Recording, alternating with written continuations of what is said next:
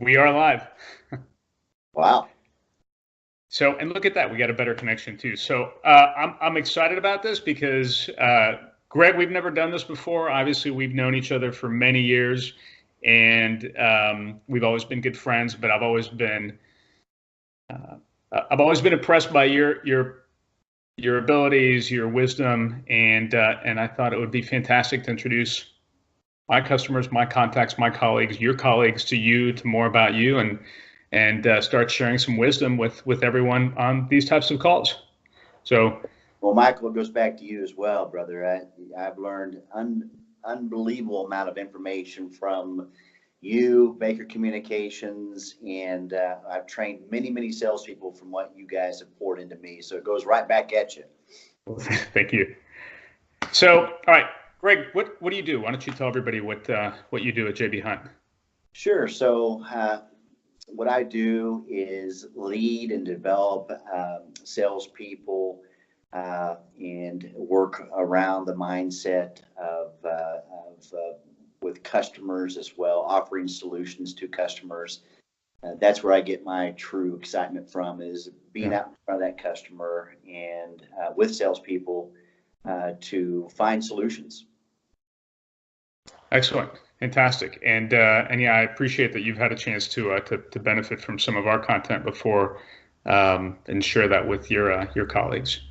So, uh, as you know, one of the things that I've focused on this year was spending more time in LinkedIn, being able to share more content and perspective and advice with people I know, and it's been very rewarding for me, because a lot of people have gotten out of it. And I saw that you've been doing that. I think you probably have been doing it longer than I have.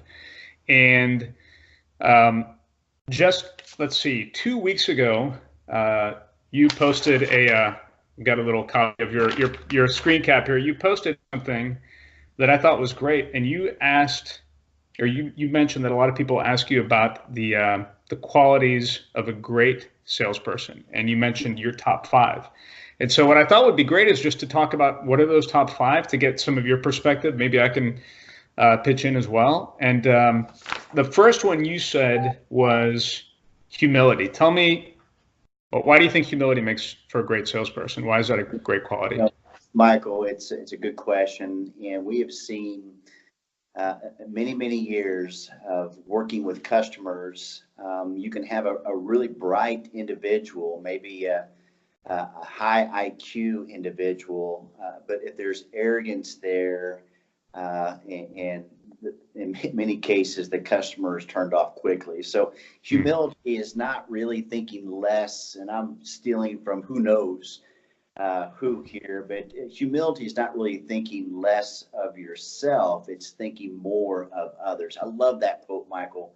And so it's not making us weak. It's actually just Yeah. thinking of others more. So, on a customer perspective, when you're thinking about the customer and working towards a solution with the customer, with humility, you're received well. That's the five you're talking about, or what I really have seen with great people have great success with customers. So it's instead of putting yourself first and being very self-centered, it's when people talk about customer obsession and putting customers first, it's really putting the customer first ahead of yourself. Is that right?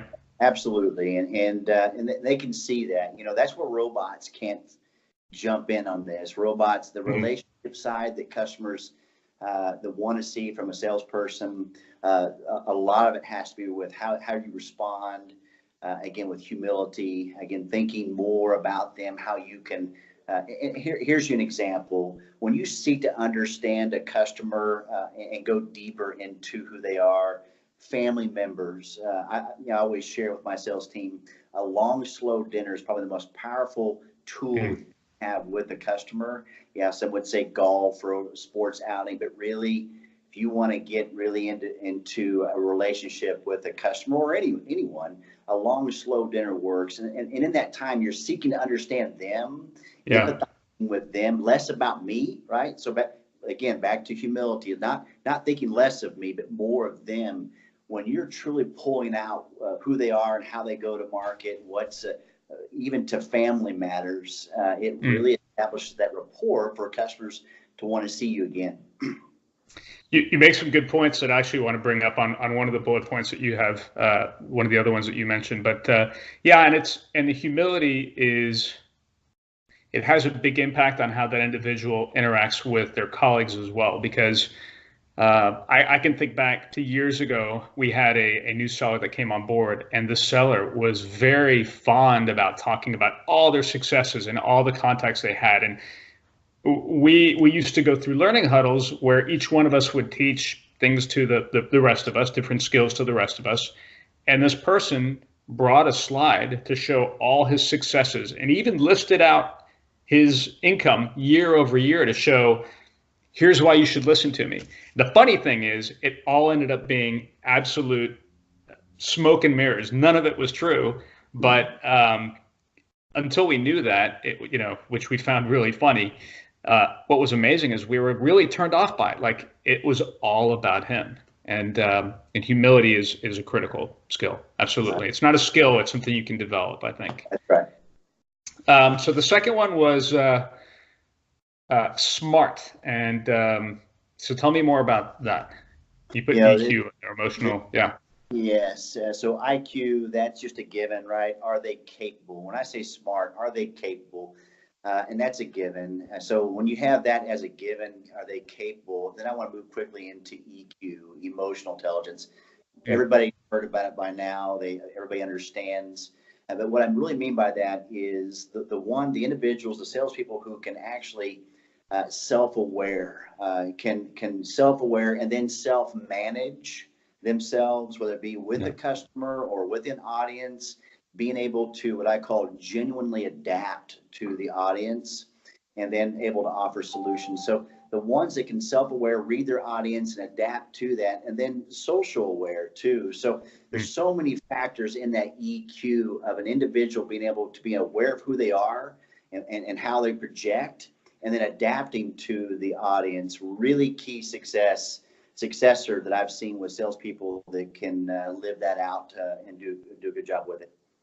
Yeah, it's a lot about understanding who you are as an individual and realizing that's great, but not everybody's like you. So you need to have that emotional intelligence to be able to adapt, to be able to flex, to build a better relationship with the people that you're dealing with. You guys teach something that I've never forgotten, behavioral styles. A lot of people just kind of raise an eyebrow or think that's goofy, but man, there's been huge movement in success on how train salespeople on going into LinkedIn, learning your customer before you call on them, truly seeking to understand their behavioral style. It's amazing through social media. We can do that with about 95, 96% accuracy before we go into a call, just by looking at a picture in LinkedIn, their degree, how they've filled in their LinkedIn, things you guys teach about through Baker. But that's been pivotal. Then once we realize who the individual is, we can adapt, right? That self-awareness with that individual, and it goes a long ways. Example, if you've got an engineer, you've got someone that's very techie, I'm not going to go in with a lot of fluff. I'm going to go in with more specifics, black and white. And we've talked about this recently in one of your podcasts on speaking to audiences. But that's key, is understand that behavioral style, being able to adapt to it and really sell to how they want to be sold to. Absolutely. That's great. So the third item you put was likable. And I started thinking about this because likability, obviously there's a personality aspect, right? Because of who you are and how you interact with people, you can be likable. But I think there's two other components. And one of them relates to the first one, which is humility. So if you think about someone who's likable, it's someone that doesn't make it all about themselves, right?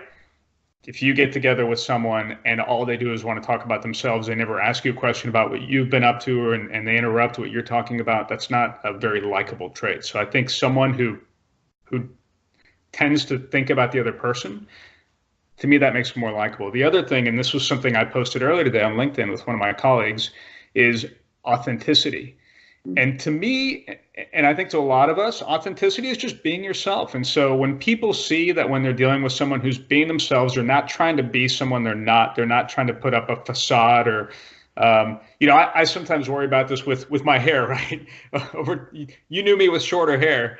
At some point, I decided to grow my hair longer, and I at times would struggle with it and going to client meetings, but that's who I am. And you can look at guys like John Ledger, the CEO of T-Mobile, who is very public, constantly putting out video content, and he's got longer hair than me, and the guy's extremely successful. And he didn't become successful because of his hair length. It's a silly example, but it's just one of those things about authenticity. I'm not trying to be someone else. I'm just trying to be me. And I think that helps when it comes to likability. Michael, you're right on. You know what? Our customer or friends, acquaintances, they aren't dumb. They can read right through us. People know who you are, and if you're genuine, if you're real, they know if you believe what you're talking about. And so, being genuine, or being that authenticity, the word that you use, which I love, is right on. People will see that, and again, that's a trigger to allowing people in. A big thing is self-deprecation or vulnerability in that too as well. We are so caught up in the dog eat dog and whatever it takes to please me, right? The me movement. But it's incredible. Maxwell has a lot of great books about this too as well. Is when you truly seek to understand others. No one does that. I mean, it's a test. I always test. I ask salespeople this weekend when you're in front of a group of people, try this. Nothing about you. Just ask questions about who they are. What happens is you'll find some common ground, right, in that conversation, and actually have something meaningful to talk about. Versus, a lot of times we go to these social functions. No one cares about anyone. This is we think it's the most shallow thing we've ever done, but it is. And once you go deeper into people and get vulnerable, the self-deprecation, asking about people, it truly is a magnet for likability. Yeah. And I think that one, and by the way, I know we're running short on time, but that one really brings us to number 4, which is trustworthy. And you could say that the being likable, being authentic has a lot to do with building that trust. Yes. All this builds on top. There's not really a particular order. They all could be moved around, but yes, the trust. Is this an individual that I can trust? When I interview people, I'm looking for someone to hire as far as a salesperson. Is this a person I'd want to go out to lunch with or dinner with and really enjoy getting to know? A lot of that is that vulnerability, that trust. Is this a person we can trust?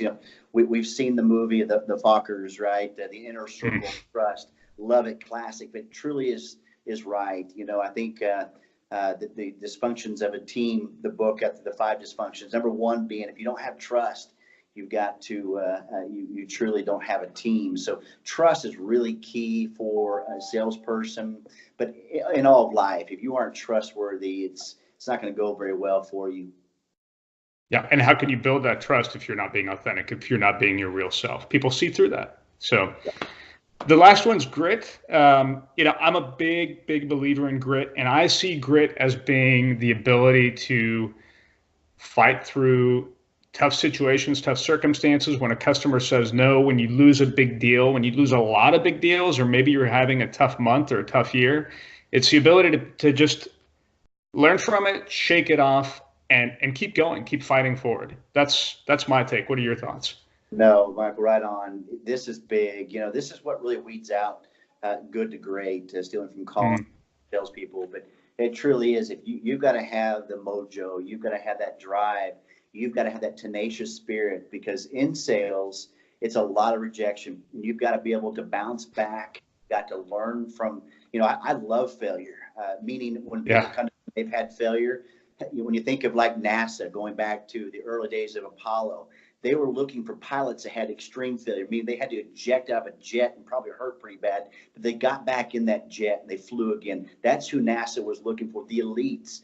So when I think of good salespeople, they've gone through some craziness. Maybe some bad things have happened in their career, but they bounce back and they're better for it. So allowing failure and overcoming from failure and learning from that is huge, but definitely have to have that grit to be able to be resilient, to bounce back, and to drive for results. Yeah, just yesterday I heard in one of the podcasts from Gary Vee where he talked about, as an entrepreneur, the vast majority of the types of businesses that you'll build, I think it's something like 98%, they're going to fail. You have about a 2% success rate, and you've got to take those 98% and learn from them, but keep going. And that's the only way you're going to reach success. And he loves to talk about on some very big misses that he had, but how much he learned from them. So I'm in complete agreement. My last question, and then we're going to wrap it up because I know you need to go, is, this got so much attention when you posted it on LinkedIn. Why do you think that is? What draw people to this topic? I think, Michael, like you and I have talked about before, this is what people want to know, especially people going into sales. And when you've got, and for me, 8,000 views is pretty good. And so for others, this is probably a lot more than that. But for me, that was pretty good. That's usually an indicator. When I see it go above 1,000, 2,000, 3,000 views, we've hit a nerve.